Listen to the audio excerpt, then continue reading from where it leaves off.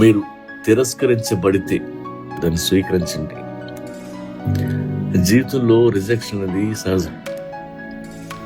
అది ఒక ఉద్యోగం అవకాశం కావచ్చు, ఒక సంబంధం కావచ్చు, లేదా మీరు ఎంతో ఆశించిన కళ కావచ్చు.